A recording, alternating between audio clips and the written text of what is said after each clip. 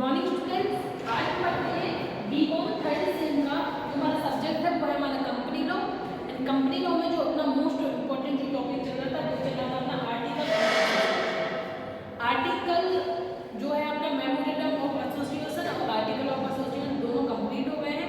आज अपन दोनों में डिफरेंट को क्लियर करेंगे। तो आप लोगों को बता दें कि आप सबसे पहले थोड़ा सा अपन सीमा पार्षद नियम और अंतर नियम के बारे में समझ लेते हैं। देखो, सीमा पार्षद नियम यानी मेमोरेंडम ऑफ एसोसिएशन क्या होता है? ये एक प्रकार का ऐसा डॉक्यूमेंट होता है जो कि कंपनी खुलने से पहले कंपनी की पूंजी क्या है, कंपनी का निवास स्थान क्या है, कंपनी कहाँ खुलनी है, कैसे खुलनी है, कंपनी में कितने लोग पार्टनर हैं, सभी लोगों को मिलाकर एक प्रकार का एक ऐसा डॉक्यूमेंट तैयार किया जाता है जिसको अपने गवर्नमेंट के पास जमा करते हैं। जब गवर्नमेंट हमारे इस डॉक्यूमेंट को पास कर देती है उसके बाद हम कंपनी खोल सकते हैं। दूसरी तरफ आता है अपना अंतर नियम। अंतर नियम क्या होता है? अपना अंतर नियम का मतलब होता है ये तो हो गया हमारा बाहर, जैसे हमारी ये कंपनी है ना, ये कंपनी के बाहर के खुलने से पहले बाहर के जितने भी काम बाहर होते हैं ये हमारे सीमा पार्षद नियम में आते हैं। क्या कंपनी कहाँ खुलेगी, क्या नाम होगा कंपनी का, कितने लोग ऐड होंगे, क्या उद्देश्य होगा, लायबिलिटीज क्या होगी, ये सब चीजें हमारी सीमा पार्षद नियम में आती है। अब सीमा पार्षद के नियम के उद्देश्यों को पूरा करने के लिए, जो संचालित करने के लिए, कंपनी चलाने के लिए जो रूल्स रेगुलेशन तैयार करते हैं वही रूल्स रेगुलेशन हमारे क्या होते हैं? अंतर नियम। अंतर नियम का मतलब होता है कि हमारी कंपनी के अंदर के नियम जो हम खुद स्वयं बनाते हैं, किस तरीके से हम अपना काम करेंगे, या हमारा इधर ये होगा, हम अपने रूल्स रेगुलेशन कैसे बनाएंगे, शेयर कैसे इसको करेंगे, तो ये खुद के हमारे खुद के नियम होते हैं जो कि हमारे अंतर नियम कहलाते हैं।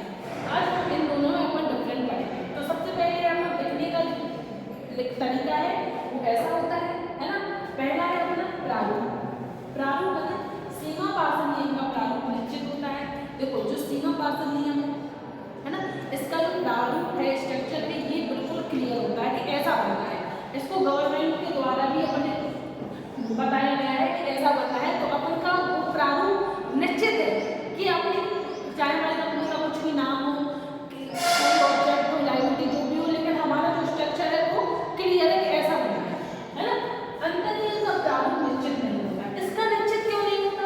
क्योंकि इसको हम अपने हिसाब से कैसा भी बना सकते हैं, हमारे हिसाब से हम कैसा भी स्ट्रक्चर इसका ड्रॉ कर सकते हैं।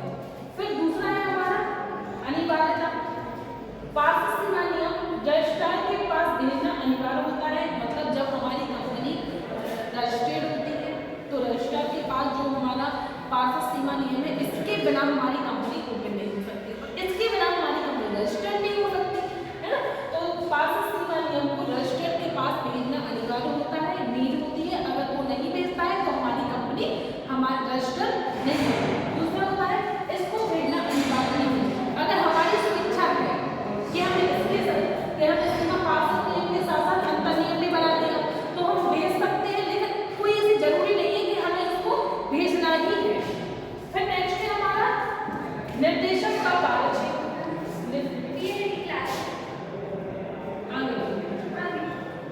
निर्देशक का कार्यक्षेत्र क्या होता है? देखो, निर्देशक इसके बाहर काम नहीं कर सकता।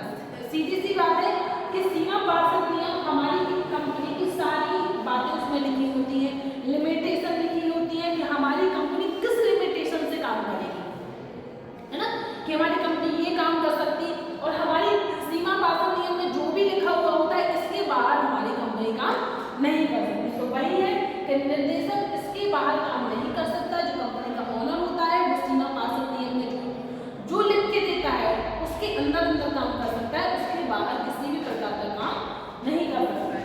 यदि पार्षद सीमा नियम के बाहर ना हो तो वह काम कर सकता है। और अंतर नियम में क्या होता है? अंतर नियम में काम तो कर सकता है लेकिन कौन सा काम?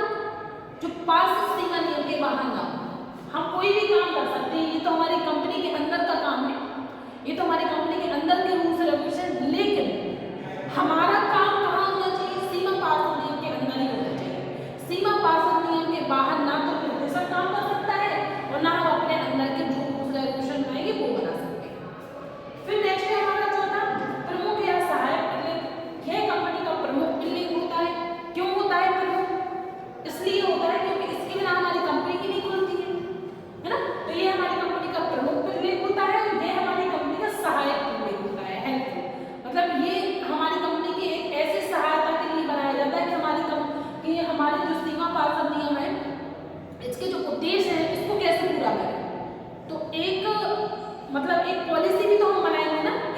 से हम काम करेंगे। जैसे आप पढ़ रहे हो, है ना, तो आप पढ़ रहे हो तो आप अपने नोट्स बनाओगे, नोट्स लोगे, बुक्स लोगे, ये आपकी पॉलिसी है ना कि आप कैसे पढ़ोगे पूरे साल भर। हमें ऐसे पढ़ना है, फिर पेपर के टाइम में ऐसे पढ़ना है, हम 4 बजे उठते हैं, तो ये तुम्हारी पॉलिसी है ना। ये तुम्हारी पॉलिसी तुमने क्यों बनाई? इसलिए बनाई क्योंकि तुम इस सब्जेक्ट में ये पढ़ रहे हो, है ना। तो वही है फिर हमारा परिवर्तन। पास